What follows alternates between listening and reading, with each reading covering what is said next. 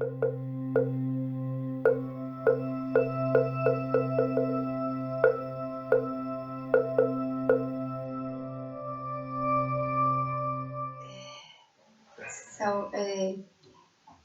it's very important when we start practice, give ourselves chance, and we will go through very difficult sometimes moments, and then especially when we start practice, we can see what's going on in our mind, which is sometimes not accessible for people who are never meditate and never do any practice. So people just go around and they follow their thinking, they somehow get lost with thinking, and they think this life and this my life should look like that, and there is like this thinking just build up. So once we sit, we can slowly process, but it's painful because we can see what's going on in my mind. I didn't expect. I was thinking when I sit, everything became easy and my life became easy, but it's sometimes it's just the feeling. It's not actually true that we might feel even more difficult.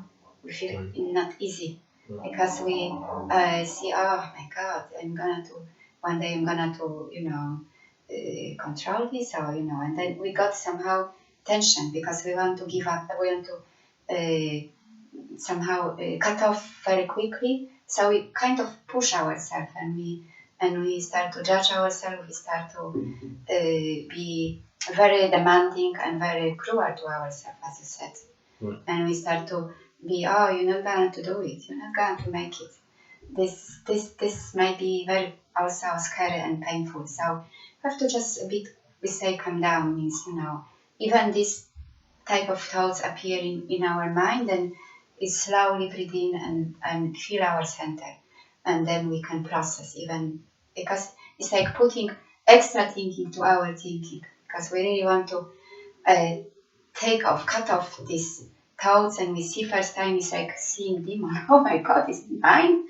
Cannot believe it. So I want to cut off, then we put lots of pressure on ourselves, and we start to judge, and I'm so like cannot do it, cannot make it, and that's not easy, and it might happen actually in any stage of our practice when we experience something difficult in our life. And so when something is going well, our life, then we see it and it's fine, it's nice, it's nirvana, and then suddenly something come up, something difficult. We lose our job, our relationship is break down, and then someone die from our family, and then it's, oh my God, I am again here. So then that's we can experience in all stages. But the good news is in the meantime we build up our center. So it's very important to constantly practice, put energy in our everyday life practice, put some set time, put some energy with our practice, and attend some retreats, attend together practice, and then get inspired, and then not staying alone. Then we build up. So sometimes our teacher, I think it's not from our teacher, but it's a very good example. Like you have this doll, and I guess it's not sure if this is again Russian, because I have one Russian who can take different parts, small and small. But there's another doll, and it has some magnets in the belly. So when you push left, it's going, but it's coming back. Japanese doll. Yeah, it's Japanese. Bodhidharma doll. Yeah, it might be became Bodhidharma, but it's like it's like you push left, it's almost falling. But it is somehow returning. The weight is at the bottom. Yes, it's magnesium. So it's coming to the middle, like it's coming to the balance. So we might be pushed. We might be even like we feel we are dying, and that might happen. I cannot promise we always stay like that. Sometimes we stay like that. Sometimes like that. Sometimes we fall down, and on the other side. But the good news is we if our center is stronger and direction very clear why I am doing my practice, then even the most dramatic situation in our life, we can return to the balance. So we can be grounded and we can be centered.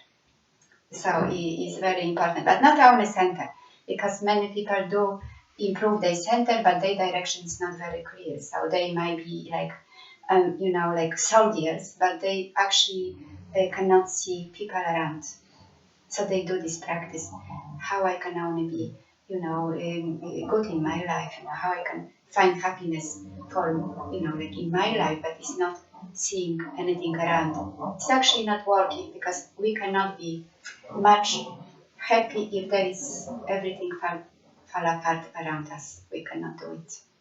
If we really look very close, as probably the case of Alexander Great, he realized, I cannot be happy even I have everything. There is something missing. So I hope that is helpful. So basically, this judgment will appear. So it's just a matter of the continuous practice and